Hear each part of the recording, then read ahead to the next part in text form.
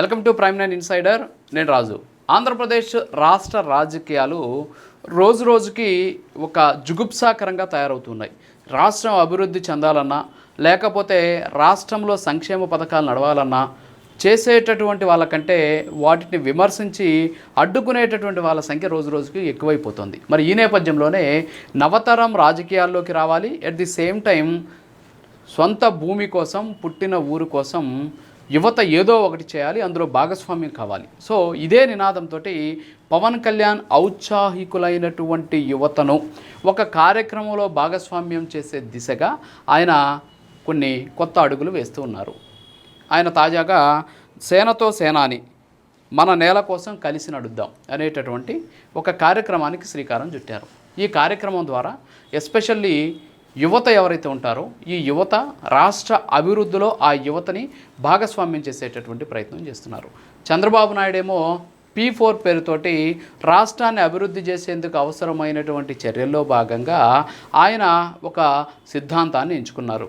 ఏంటి ఆ సిద్ధాంతం అంటే, P4 ద్వారా ఎవరైతే ఔత్సాహికులైనటువంటి పారిశ్రామికవేత్తలు, ఇండస్ట్రియలిస్టులు లేకపోతే కొద్దో గొప్ప ధనవంతులు ఉంటారో వాళ్ళు కొంతమంది పేదలను దత్తత తీసుకొని వాళ్ళకు అవసరమైనటువంటి ఏదో ఒక రంగంలో లేకపోతే వాళ్ళకి అవసరమైనటువంటి ఏదో ఒక సాయం వాళ్ళు చేసే విధంగా ఈ P4 అనేటువంటి కార్యక్రమానికి శ్రీకారం చుట్టారు. సో అది ఒక పక్క జరుగుతుంటే మరో పక్క పవన్ కళ్యాణ్కి చాలా యూత్ ఫ్యాన్ బేస్ ఉంది. మరి ఆ యూత్ అంతా కూడా చాలామంది ఈరోజు జనసేనలో చూసుకుంటే మిగతా పార్టీలతో పోల్చుకుంటే జనసేనలో ఎక్కువ మంది ఉద్యోగాలు చేస్తూ పార్టీలో సాగిస్తున్నటువంటి వాళ్ళు చాలామంది ఉన్నారు. ఉద్యోగాలు అంటే సాఫ్ట్వేర్ జాబ్స్ కావచ్చు, అంతేకాకుండా కొన్ని కంపెనీలు పెట్టిన వాళ్ళు. సో వీళ్ళంతా కూడా నడుస్తూ ఉన్నటువంటి పరిస్థితి, యువత ఎక్కువగా ఉన్నటువంటి పరిస్థితి.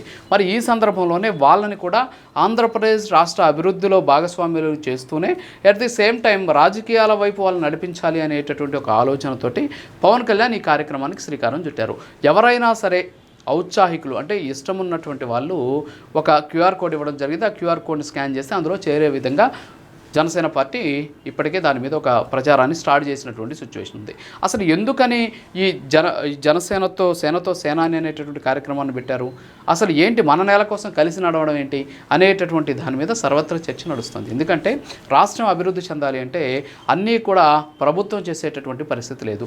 చాలా వరకు దేశాల్లో ప్రభుత్వము, పబ్లిక్, ప్రైవేటు అలాగే పీపుల్స్, సో వీళ్ళతోటి అంటే పబ్లిక్ ఉండాలి, అలాగే ప్రైవేటు పార్ట్నర్షిప్ ఉండాలి, అలాగే పీపుల్స్ పార్ట్నర్షిప్. సో వీళ్ళు ముగ్గురుతోటి కలిసి నడిచేటటువంటి దేశాలు అభివృద్ధి పదంలో ముందుకు వెళ్తూ ఉన్నాయి. ఆంధ్రప్రదేశ్ రాష్ట్రం గడిచిన ఏర్పాటైన నాటి నుంచి ఇప్పటి వరకు కూడా చాలా వరకు బాలారిష్టాలు ఇంకా ఎదుర్కొంటూనే ఉంది. అంతేకాకుండా కనీసం అప్పు లేకుండా పూట గడవలేనటువంటి సిచ్యువేషన్లోకి రాష్ట్రాన్ని నెట్టేసినటువంటి పరిస్థితి. సో దీని అంతా కూడా బిల్డ్ చేయాలి అంటే ఖచ్చితంగా రాష్ట్రాన్ని అభివృద్ధి చేసుకోవాలి, రాష్ట్రానికి వచ్చేటువంటి ఆదాయాన్ని పెంచుకోవాలి, పెట్టుబడులను ఆకర్షించాలి, ఇక్కడ ఉన్నటువంటి సమస్యలను పరిష్కరించాలి. ఇవన్నీ చేయాలన్నా కూడా ఇదంతా కూడా నిధుల చుట్టూనే తిరుగుతూ ఉంటుంది. మరి ఆ నిధులు ఎక్కడి నుంచి వస్తాయి? కేంద్రం ఇచ్చేటటువంటి గ్రాంట్స్ కావచ్చు, ఆంధ్రప్రదేశ్ రాష్ట్రంకి పన్నుల రూపంలో వచ్చేటటువంటి వాటి ద్వారా చూసుకుంటే అవి ఇచ్చినటువంటి హామీలకి, జరగాల్సినటువంటి సంక్షేమానికి, అభివృద్ధి పనులకి ఏమాత్రం కూడా పొంతన లేకుండా ఉంది. దీంతో అప్పులు చేయాల్సినటువంటి పరిస్థితి. దానికోసం సంపదను సృష్టించేంత వరకు ఇక్కడ ఉన్నటువంటి సమస్యలు అలా ఉండేటటువంటి అవకాశాలు లేవు. సంపదను సృష్టించి సంపద తయారైన దాకా వెయిట్ చేసి మేము సంపద సృష్టించి అప్పుడు సమస్యలు తీరుస్తామంటే కుదరదు. కాబట్టి ఇప్పుడు ఈ ఉన్నటువంటి సమస్యలను తీర్చడం కోసం ఈ సేనాని అనేటటువంటి కార్యక్రమానికి పవన్ కళ్యాణ్ శ్రీకారం చుట్టారు. అంతేకాకుండా పార్టీని కూడా బలోపేతం చేసేటటువంటి దిశగా ఇప్పటికే పార్టీకి సంబంధించి రకరకాలైనటువంటి విమర్శలు, ఆరోపణలు వ్యక్తమవుతూ ఉన్నాయి. ఆ పార్టీకి సంబంధించినటువంటి అనేక కుట్రలు కూడా జరుగుతున్నాయి. సో వాటన్నిటిని కూడా ఛేదించాలి అనేటటువంటి ఉద్దేశంతో ప్రస్తుతానికి పవన్ కళ్యాణ్ ఈ నిర్ణయం తీసుకున్నట్టు తెలుస్తుంది. ప్రతి ఒక్కరిని కూడా రాష్ట్ర అభివృద్ధిలో భాగస్వామ్యం చేయాలి, ఏదో ఒకటి అంటే వాళ్ళకి నచ్చినటువంటి అంశం, ఆ నచ్చినటువంటి అంశంలో వాళ్ళు ఎంతో కొంత రూపంలో అండగా ఉండే విధంగా రాష్ట్రాన్ని అభివృద్ధి చేసేటువంటి దిశగా ఇలాంటి నిర్ణయాలు కూడా తీసుకుంటూ ముందుకు వెళ్తూ ఉన్నారు. సంక్షేమం అంటే బట్టనొక్కి అకౌంట్లో డబ్బులు వేయడం మాత్రమే కాదు, ఆ సంక్షేమానికి అవసరమైంది ఎంతో ఒక వర్గం రాష్ట్రానికి ఏదో చేయాలి అనేటటువంటి ఆలోచనతో ఉన్నటువంటి వాళ్ళని కూడా ఇందులో భాగస్వామ్యం చేయాల్సినటువంటి పరిస్థితి ఉంటుంది. ఇక్కడ సేనాని పెట్టి వాటాలు ఇవ్వమని చెప్పేసి గతంలో మాదిరి అడగడం లేదు. రాష్ట్రానికి ఏదో ఒకటి చేయండి, మీ నేలకు ఏదో ఒకటి చేయండి, మీ నేలను అభివృద్ధి చేసుకునేందుకు ఏదో ఒకటి చేయండి, మీ సొంత భూమికి, మీ జన్మభూమికి ఏదో ఒకటి చేయండి అనేటటువంటి ఉద్దేశంతో పవన్ కళ్యాణ్ ఈ కార్యక్రమాన్ని శ్రీకారం కూడా చుట్టినటువంటి పరిస్థితి. అంతేకాకుండా పార్టీని కూడా బలోపేతం చేసేందుకు ఇది చాలా ఉపయోగపడేటటువంటి అవకాశాలు ఉన్నాయి. క్లీన్ పాలిటిక్స్ దిశగా ఆంధ్రప్రదేశ్ని తీసుకెళ్ళాలి. ఎందుకంటే ఇప్పుడు ఏ విధంగా రాష్ట్ర రాజకీయాలు తయారయ్యాయి అంటే విమర్శలు, ప్రతి విమర్శలు, కుట్రలు, కుతంత్రాలు, వీటితోనే రాష్ట్రానికి సంబంధించినటువంటి రాజకీయాలు నడుస్తూ ఉన్నటువంటి పరిస్థితి.